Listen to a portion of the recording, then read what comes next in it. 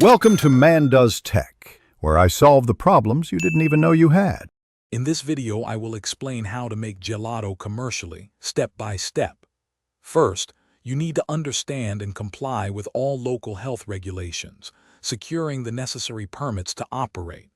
Next, invest in high-quality commercial gelato equipment, such as a pasteurizer and a batch freezer, which are crucial for consistent production. Finally, always source premium ingredients like fresh milk, cream, and natural flavorings to ensure your gelato has an authentic, delicious taste.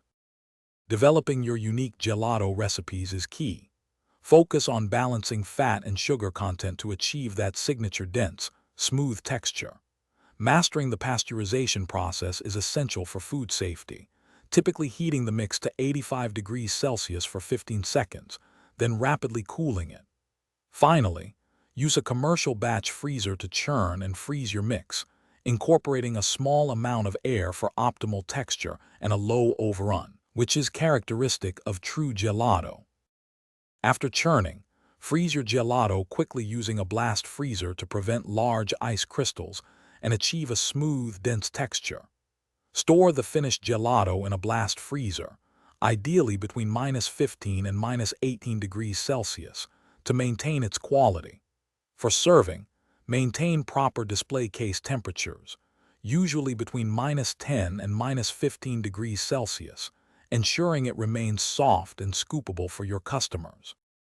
Maintaining high standards means implementing strict quality control checks daily, monitoring consistency in flavor and texture. Train your staff thoroughly on proper serving techniques and hygiene to ensure a great customer experience. Finally, effectively market your unique flavors and brand identity. Highlight what makes your gelato special, whether it's unique ingredients or a distinctive preparation method, to attract and retain a loyal customer base. Thanks for watching. If you found this helpful, don't forget to like and subscribe.